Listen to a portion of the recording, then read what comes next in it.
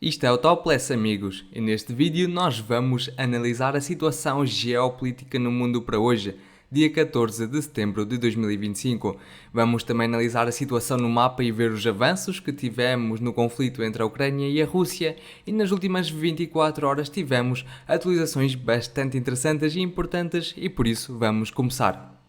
E muito provavelmente nos próximos dias teremos um ataque massivo por parte da Rússia, com provavelmente mais de 1000 drones e mais de uma centena de mísseis contra o território da Ucrânia, visando destruir as infraestruturas relacionadas com a energia.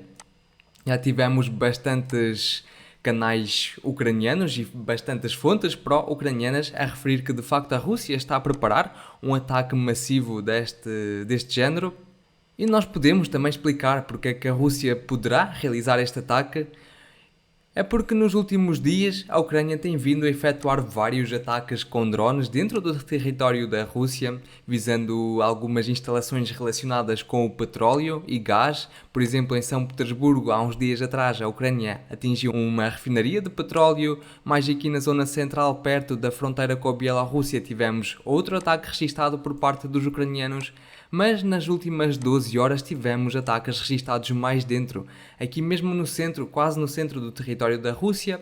Só para vocês terem uma ideia, estas regiões ficam a uma distância de aproximadamente 1400 km desde a fronteira com a Ucrânia. E aqui, por exemplo, na cidade de Ufa, tivemos um ataque ucraniano contra uma refinaria de petróleo. Nesta imagem podemos ver o incêndio causado por estes ataques, mas também tivemos já um vídeo publicado desta região pelos cidadãos que gravaram, e portanto a fonte refere que este ataque decorreu com o veículo AJ-22 Foxbat. Portanto, vemos que houve um incêndio grande naquela região e, portanto, foi causado um dano bastante grande. Mas também tivemos outro ataque registado mais para o interior do território da Rússia, mais ao norte. E estamos a falar da cidade de Uglyeuralsky. E também tivemos um vídeo já publicado desta região a mostrar algumas consequências deste ataque. Portanto, a Ucrânia tem vindo a focar os seus ataques já mais para o interior do território da Rússia e, por exemplo, esta localização aqui, ou o ataque decorreu na localização que se situa a uma distância de praticamente 1700 km até ao território da Ucrânia. Portanto, é uma distância bastante grande e, para ser sincero, nenhum drone ucraniano para já possui esta capacidade de um alcance tão grande, portanto, muito provavelmente estes ataques decorreram até do próprio território do Cazaquistão, como já tinha acontecido há alguns meses atrás. E poderemos esperar então uma resposta por parte da Rússia, provavelmente será uma resposta bastante massiva e vamos aguardar então quando se dará essa resposta. Contudo, nós não podemos dar uma data exata para isto, mas muito provavelmente os russos vão esperar primeiro que aqui os exercícios militares da NATO acabem, porque neste momento estes países possuem uma atividade grande com caças F-16 e com todo o tipo de meios antiaéreos em toda a fronteira com a Bielorrússia, a própria Rússia e a Ucrânia. Por exemplo, a Polónia já fechou a entrada para o país da Bielorrússia, portanto começaram aqui a fechar todas as entradas em relação a este país. Temos muitos meios aéreos ativos, como caças F-16. Além disso, a própria Estónia, Letónia, Lituânia e a Polónia fecharam o seu espaço aéreo. E caso a Rússia tente realizar algum ataque já neste momento, muito provavelmente os países da OTAN vão intervir já dentro do território ucraniano, por exemplo na parte mais a oeste, para tentar derrubar os drones russos que vão sobrevoar esta zona. E claramente isto será outra escalação deste conflito, e é claro que a Rússia primeiro vai querer esperar que estes exercícios terminem para depois conseguirem de facto realizar este ataque com maior sucesso. Além disso, tivemos outro incidente registado no território da Roménia, que supostamente um drone russo entrou no espaço aéreo deste país. Temos aqui o vídeo do drone a sobrevoar, mas para já não temos nenhuma prova de que se trata de um drone russo. Também tivemos caças F-16 a atuar nesta região, com base nesta ameaça. Para já não sabemos a origem deste drone e como ele foi ali parar. Além disso, a Rússia prossegue a atacar o território da Ucrânia e durante a noite de hoje tivemos alguns alvos registados aqui perto da cidade de Kiev, um pouquinho mais ao sul, onde um drone russo do tipo Geran atacou umas instalações. E aqui esta instalação trata-se de um depósito de petróleo. Portanto, estes países prosseguem a atacar os setores energéticos um do outro, mas poderemos esperar nos próximos dias ataques ainda mais intensificados, tanto por parte da Rússia, mas também pelo lado ucraniano. Além disso, aqui no território da própria cidade de Kiev, a capital da Ucrânia, podemos ver aqui os resultados de um ataque recente por parte dos russos com drones e mísseis contra uma estação de comboios. E o meio ferroviário é um meio bastante importante, utilizado neste conflito para dar o suprimento das tropas na linha da frente, e portanto a Rússia prossegue a atacar este tipo de instalações. Mas agora vamos discutir a situação no terreno e ver os avanços que tivemos nas últimas 24 horas. E vamos começar pela direção de Zaporizhia, onde os russos tiveram mais uns avanços registados na aldeia de Sneptohirsk, com base num vídeo publicado pelas fontes ucranianas a mostrar ataques efetuados às forças russas e posições e veículos russos nesta precisa localização do mapa. Temos aqui bastantes ataques registados.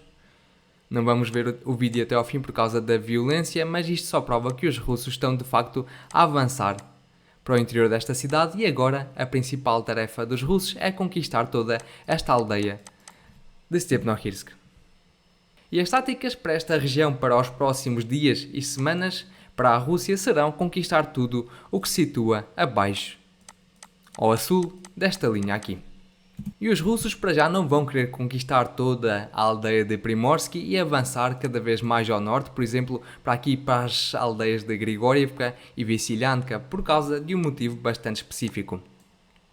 É que nós temos nesta zona uma rede enorme de fortificações e trincheiras que está representada por estas linhas a amarelo aqui no mapa. Isto são trincheiras ou redes de trincheiras e, portanto, servem como fortificações.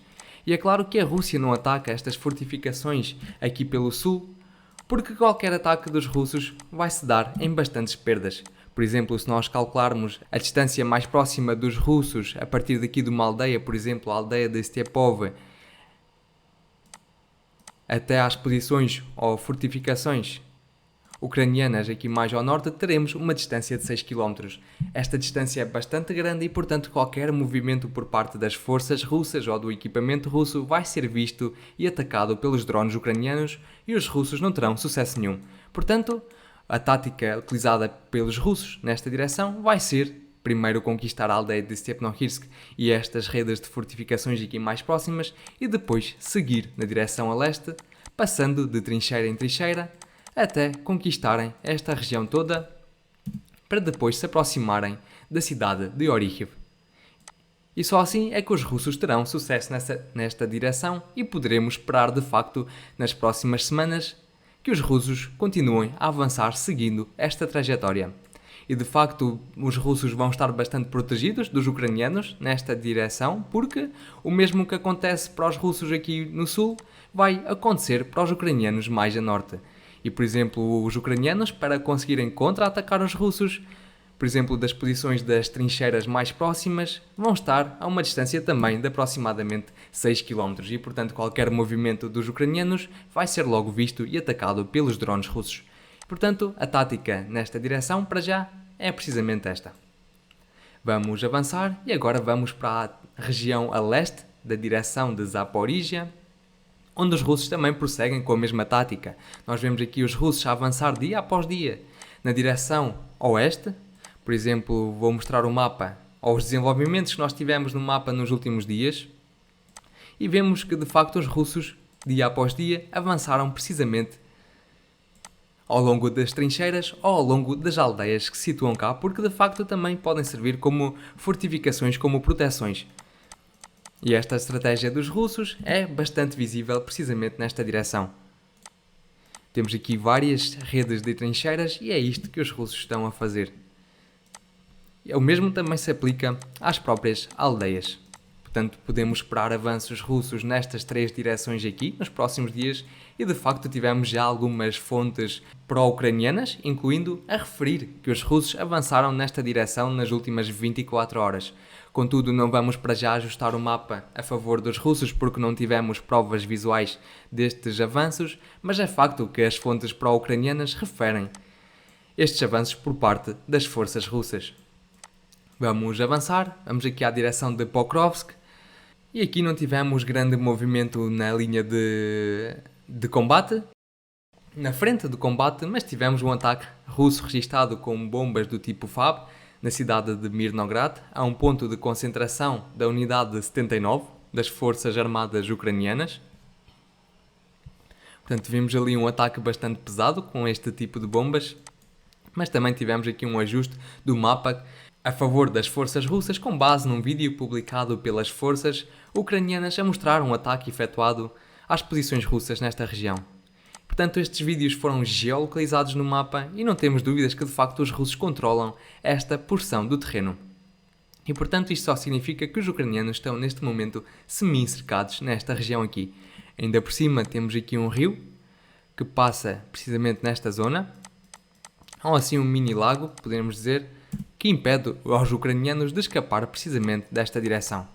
Contudo, as posições dos russos aqui não são muito fortes, apenas estão protegidas por uma linha de árvores e é claro que nos próximos dias poderemos esperar os ucranianos a organizar um contra-ataque nesta região para conseguir evacuar as suas forças em direção a estes campos e a estas aldeias de Promin e Kozyatsky. Vamos avançar. Aqui do flanco a norte de Pokrovsk não tivemos nada de especial, apesar das fontes ucranianas referirem que os ucranianos prosseguem aqui a avançar e a pressionar os russos com contra-ataques e contra-ofensivas localizadas, precisamente nestas 3 direções. Tivemos também ataques por parte dos russos registados contra as forças ucranianas e eu vou relembrar que os ucranianos trouxeram para aqui as suas unidades e os seus grupos mais fortes e mais bem treinados. E portanto veremos nos próximos dias como a situação se desenvolve, mas para já os russos estão a assegurar as defesas nesta região. Eu ainda durante o dia de ontem e durante o vídeo de ontem discuti a situação em torno deste flanco, incluindo a decisão do comandante das Forças Armadas Ucranianas, o general Syrskyi, portanto vejam um vídeo que ficou bastante interessante sobre esta região. Vamos avançar em direção à cidade de Konstantinivka, onde tivemos um grande ajuste do mapa a favor das forças russas. Por exemplo, esta era a situação que tínhamos durante o dia de ontem, mas durante as últimas 24 horas decidimos ajustar esta área do mapa toda a favor dos russos com base em vídeos publicados pelas forças ucranianas a mostrar ataques efetuados às forças e posições russas nesta direção.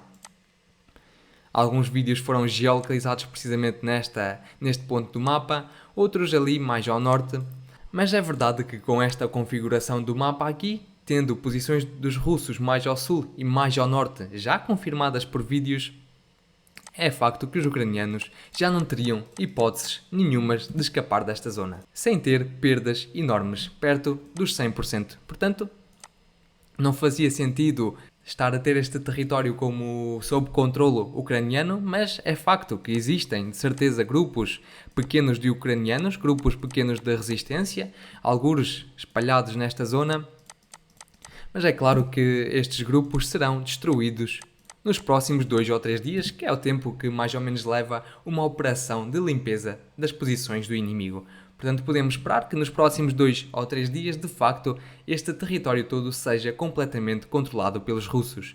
Isto vai permitir aos russos manter as suas linhas mais estáveis e isto poderá dar à Rússia a hipótese de avançar ainda mais a fundo, aproximando-se cada vez mais da cidade de Konstantinivka. Vamos avançar.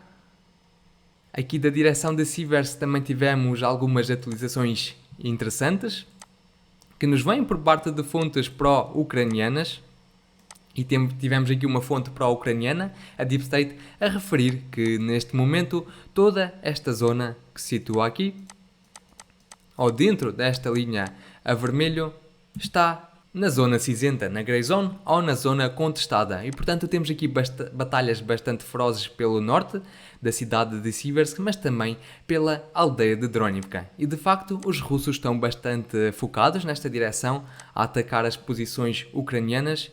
E, portanto, é neste sentido que poderemos ver avanços nos próximos dias, aqui ao norte da cidade de Siversk, aqui em torno da aldeia de Serebryanka, e poderemos esperar também um ataque por parte dos russos de forma a conquistar a aldeia de Dronivka. Vamos continuar.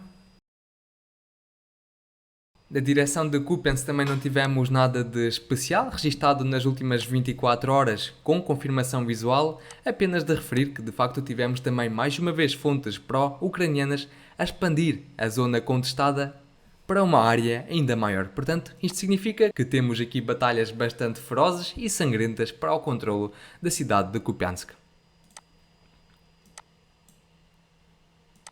Além disso, na cidade de Vovchansk tivemos um ataque russo, registado com o míssil X-38 às posições ucranianas de defesa.